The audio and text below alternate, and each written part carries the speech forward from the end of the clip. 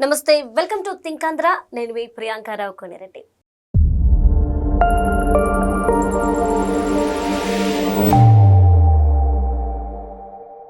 వల్లభనేని వంశీని అరెస్ట్ చేశారు.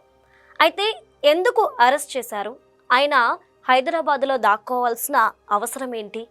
అలానే ఈ వల్లభనేని వంశీ అరెస్ట్ని ఖండిస్తూ ఇది అక్రమంగా కావాలని కక్ష కట్టి ఆయన్ని అరెస్ట్ చేశారంటూ వైసీపీ వాదనలు వినిపిస్తుంది.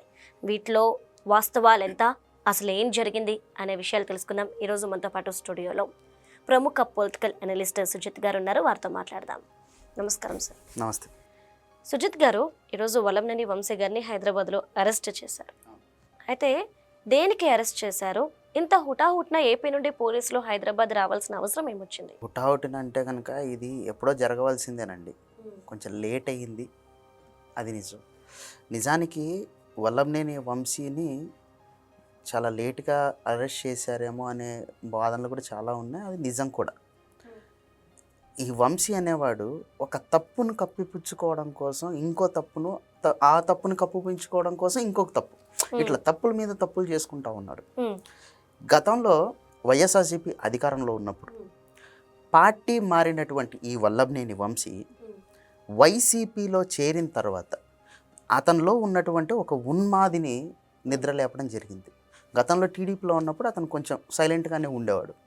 వైసీపీలోకి మారిన తర్వాత జగన్మోహన్ రెడ్డి అండ చూసుకొని, అటువైపు పక్కనే ఉన్నటువంటి గుడివాడ కోడాలి నాని అండ చూసుకొని రెచ్చిపోవడం జరిగిందనమాట. ఇతను ఏం చేశాడంటే, ప్రధానంగా ఈరోజు అరెస్ట్ అయిందానికి కారణం చెప్తున్నాను నేను.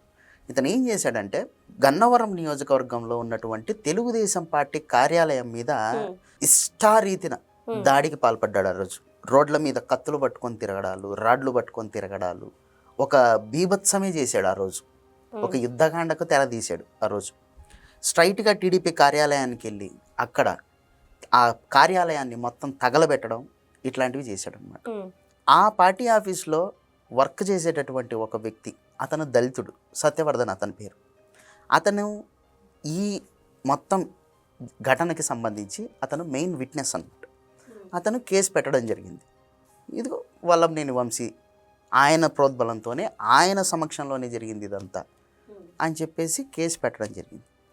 కేసు పెట్టిన తర్వాత ఆ సత్యవర్ధన్ అనే దళితుడిని ఈ వల్లభనేని వంశీ కిడ్నాప్ చేసి బెదిరించి మరి, నువ్వు కనుక ఆ కేసుని విత్డ్రా చేసుకోకపోతే నిన్ను చంపేస్తాం, నీ కుటుంబాన్ని మొత్తం తగలబెట్టేస్తామని బెదిరించి నానా చిత్రవదకు గురి చేసి అతనితో ఆ కేసుని విత్డ్రా చేయించుకోవడం జరిగింది.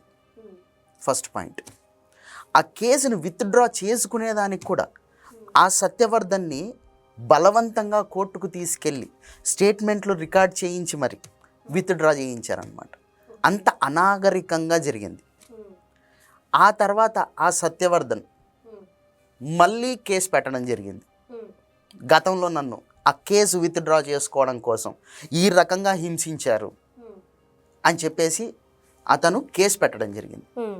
నేను ఇష్టపూర్వకంగా కేసు విత్డ్రా చేసుకోలేదు, నన్ను ఈ రకంగా హింసించి, నన్ను దూషించి, కుల దూషణలకు పాల్పడి ఇంత టార్చర్ పెట్టడం వల్ల నేను భయపడి నా కుటుంబానికి ఏమవుతుందో నాకేమవుతుందో అనే భయంతో ఆ కేసు విత్డ్రా చేసుకోవడం జరిగిందండి. కానీ ఇది వాస్తవం అని చెప్పేసి అతను మళ్ళీ రిటర్న్ కేసు పెట్టడం జరిగింది. ఆ కేసులోనే ఈరోజు వల్లభనేని వంశీ అరెస్ట్ అవ్వడం. ఈరోజు అతని మీద, వల్లభనేని వంశీ మీద పెట్టినటువంటి కేసులు కనుక మనం ఒకసారి చూస్తే ప్రధానంగా ఎస్సీ ఎస్టీ అట్రాసిటీ కేసు పెట్టారు. ఎందుకంటే ఈ సత్యవర్ధన్ అనే వ్యక్తి ఎవరైతే ఉన్నారో అతను దళిత కులానికి చెందినటువంటి వ్యక్తి. సో ఇప్పుడు మనకు చట్టాలు ఏం చెప్తున్నాయి, దళితుల మీద ఇలాంటి దాడులకు, దూషణలకు పాల్పడకూడదనే కదా. వాళ్ళ సేఫ్టీ కోసం, వాళ్ళ రక్షణ కోసం అట్రాసిటీలు తీసుకొచ్చారు. సో ఆ కేసు కూడా బనాయించడం జరిగింది. ఈరోజు అరెస్ట్ చేయడానికి వెళ్ళినటువంటి పోలీసుల దగ్గర కూడా వల్లభనేని వంశీ కొన్ని డ్రామాలు కూడా ఆడడం జరిగింది. అంటే పోలీసులు వెళ్ళినప్పుడు హైదరాబాద్లో ఉన్నటువంటి మై హోమ్ బుజా అనే అపార్ట్మెంట్లో వల్లభనేని ఉన్నాడనమాట. అక్కడికి పోలీసులు వెళ్తే నేను షర్ట్ మార్చుకొని వస్తాను, డ్రెస్ మార్చుకొని వస్తానని చెప్పేసి బెడ్రూమ్లోకి వెళ్ళిపోయి అక్కడ వైఎస్ఆర్సీపీ పార్టీ వాళ్ళకు ఫోన్లు చేసేసుకొని నన్ను కాపాడండి బాబోయ్ అని చెప్పేసి ఫోన్లు చేయడం లాంటివి చేశాడు. తర్వాత కిచెన్లోకి వెళ్ళి పారిపోదామని ట్రై చేశాడు. అక్కడే ఉన్నటువంటి లేడీ కానిస్టేబుల్ ఇద్దరు పట్టుకొని ఆ చెంప ఈ చెంప 2 దవలు పగలగొట్టి తీసుకొని వచ్చి కారెక్కించడం జరిగింది. ఇది ఈరోజు జరిగినటువంటి విషయం. ఇక వైఎస్ఆర్సీపీ వాళ్ళు దీన్ని ఇది అక్రమ అరెస్టు అది ఇది అని మాట్లాడడంలో అసలు ఏమాత్రం కూడా వాళ్ళకు బుర్ర ఉందా లేదా అనేది మనం ఒకసారి ఆలోచించవలసినటువంటి పరిస్థితి. ఇదే వల్లభనేని వంశీ వైఎస్ఆర్సీపీ పార్టీలోకి చేరిన తర్వాత దారుణాతి దారుణంగా గన్నవరం నియోజకవర్గం మొత్తం ప్రజల్ని భయభ్రాంతులకు గురి చేసి ఇష్టారీతిన అనాగరికంగా ప్రవర్తిస్తున్నప్పుడు ఈ వైఎస్ఆర్సీపీ పార్టీ వాళ్లకు అవన్నీ ఎంతో గొప్పగా అనిపించాయి. ఎందుకంటే వాళ్ళ పార్టీ నేచర్ అదే కాబట్టి. అటువంటి అరాచక వ్యక్తిని ఈరోజు అరెస్ట్ చేయగానే we stand with Vallabhaneni Vamsi అనే హ్యాష్ ట్యాగులు క్రియేట్ చేసుకొని ట్రెండింగ్లు చేస్తూ ఉన్నారు. మరి ఎందుకు we stand with Vallabhaneni Vamsi అంటే అరాచకాలు చేసేవాడిని వదిలిపెట్టాలా? బేసిక్గా మనం సిటిజన్స్ అండి. ఈ దేశంలో ఎందుకు బతుకుతాం? ప్రశాంతంగా ఉండాలని బతుకుతాం. అరాచకాలు చేసే వాళ్ళని విచ్చలవిడిగా అచ్చూసిన ఆంబోతుల్లాగా రోడ్ల మీద కదా వదిలేస్తే ప్రశాంతత ఎక్కడ ఉంటుంది సిటిజన్స్కి? సో ఇటువంటి అరాచక వ్యక్తుల్ని వెనువెంటనే అరెస్టులు చేయాలి, వాళ్ళకి శిక్ష పడేలాగా చేయాలి. కానీ కూటమి గవర్నమెంట్ ఇందాక మీరన్నట్టే ఇదేదో కక్ష సాధింపులని అవనుకుంటారని ఇవ్వనుకుంటారని చెప్పేసి చాలా లేట్ చేశారు. ఇన్ని నెలలు పట్టకూడదు, ఎప్పుడో అరెస్ట్ చేయాలి, కానీ లేట్ అయింది. కానీ మొత్తం మీద అరెస్ట్ చేసి చూపించారు అంటారు. ఖచ్చితంగా చేయాలండి. ఎందుకంటే చంద్రబాబు నాయుడు గారు ఎప్పుడు ఒకటి చెప్తుంటారు, అది గుర్తు చేస్తాను, తప్పు చేసిన వాడు ఖచ్చితంగా శిక్షింపబడాలి. పార్టీలకు అతీతం, ఆ పార్టీ లేదు ఈ పార్టీ లేదు, ఎవడు తప్పు చేస్తే వాడు శిక్షించబడాలి అనేది చంద్రబాబు నాయుడు గారు ఎప్పుడు చెప్పేటటువంటి విషయం. గతంలో మనకు ఎగ్జాంపుల్స్ కూడా చాలా ఉన్నాయి. చంద్రబాబు నాయుడు గారు ముఖ్యమంత్రిగా ఉండంగానే ఆయన పార్టీలో ఉన్నటువంటి నేతలే ఏదైనా తప్పు చేస్తే వాళ్ళ మీద కేసులు పెట్టినటువంటి దాఖలాలు ఉన్నాయి. ఆ పార్టీ కార్యకర్తలు ఏదైనా ఆ పార్టీ లైన్ని దాటి సిద్ధాంతాలని దాటి ప్రవర్తిస్తే వాళ్ళ మీద కేసులు బనాయించినటువంటి చరిత్ర చంద్రబాబు నాయుడు గారికి ఉంది. అంటే వాళ్ళ పార్టీ వాళ్ళకి అటువంటి పరిస్థితి ఉంటే ఇక బయటవాడు ఎవడైనా కానీ తప్పు చేస్తే వదిలిపెడతారా? అయితే ఇక్కడ లోకేష్ గారు పలు సందర్భాల్లో రెడ్ బుక్ గురించి ప్రస్తావించారు. ఈ అరెస్ట్ ఏదైతే ఉందో రెడ్ బుక్ కారణంగానే జరిగింది, రెడ్ బుక్లో వంశీ పేరు నమోదు చేసుకున్నారు కాబట్టే అరెస్ట్ చేశారు, ఇదంతా కక్ష అనేసి అంటున్నారు. నిజంగానే రెడ్ బుక్ ఓపెన్ అయిందా? రెడ్ బుక్ ఓపెన్ అయ్యి ఉంటే ఎవరైతే ప్రెస్ మీట్లు పెట్టి మరి వైఎస్ఆర్సీపీ పార్టీలు ఇష్టం వచ్చినట్టు మళ్ళీ మేమే వస్తాం, మీ అంతు చూస్తామని పెద్దిరెడ్డి రామచంద్రారెడ్డి, రోజా, కాకాని గోవర్ధన్ రెడ్డి, అంబటి రాంబాబు ఎవరైతే ఇప్పుడు ప్రెస్ మీట్లు పెట్టి ఇష్టారీతన వాగుతున్నారో వాళ్ళంతా అసలు ప్రెస్ ముందుకు వచ్చేవాళ్ళే కాదు. ఒకవేళ రెడ్ బుక్ గనక ఓపెన్ అయ్యుంటే అంటే అందరూ జైలుకి వెళ్ళేవారు అంటారు. డెఫినెట్ గా ఇది కేవలం కక్ష సాధింపుల కోసమే రెడ్ బుక్ అయితే మాత్రం ఈ సోకాల్డ్ ఎవరైతే వైఎస్ఆర్సీపీలో ఉన్నారో ఇప్పుడు ప్రెస్ మీట్లు పెట్టి మరి మాట్లాడుతూ ఉన్నారో చివరికి విడుదల రజనీ కూడా వచ్చి మాట్లాడుతూ ఉందండి. అప్పుడు అర్థం ఏంటి? రెడ్ బుక్ ఇంప్లిమెంటేషన్ ఇంకా అవ్వలేదు. ఒకవేళ రెడ్ బుక్ గనక ఇంప్లిమెంటేషన్ అయితే ఎవరెవరైతే ఇప్పుడు వాగుతూ ఉన్నారో ఎవరెవరైతే ఇప్పుడు మాట్లాడుతూ ఉన్నారో వాళ్ళు ఆ ఆంధ్రప్రదేశ్ మొత్తం విస్తీర్ణంలో ఎక్కడ కనిపించేవాళ్ళు కాదు, అసలు ఆంధ్రప్రదేశ్లో ఉండేవాళ్ళు కాదు, ఇంకా ఓపెన్గా చెప్పాలంటే ఇండియాలో ఉండేవాళ్ళు కాదు.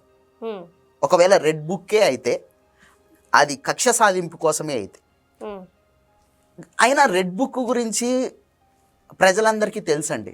ఎందుకంటే ప్రజలకు ఒక క్లారిటీ పాదయాత్రలోనే లోకేష్ గారు ఇవ్వడం జరిగింది. రెడ్ బుక్ అంటే ఏంటి, అందులో ఎవరుంటారు అనేది.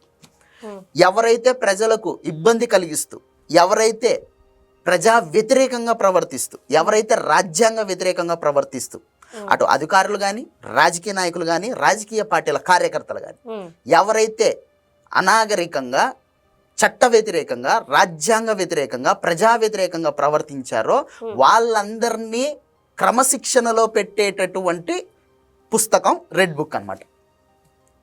ఆ రెడ్ బుక్ ఇంకా ఓపెన్ చేయలేదు. ఒకవేళ ఓపెన్ చేసి ఉంటే ఇందాక నేను చెప్పినట్టు ఈ నాయకులతో పాటు ఇదే తెలుగుదేశం పార్టీ కార్యాలయం పైన దాడి చేయించినటువంటి కేసులో ప్రధానంగా వినిపించే పేరు Devineni Avinash. Mangalagiri central party office మీద దాడి చేయించినటువంటి కేసులో ప్రధానమైనటువంటి పేరు ఎవరిది? దేవినేని అవినాష్ అవును.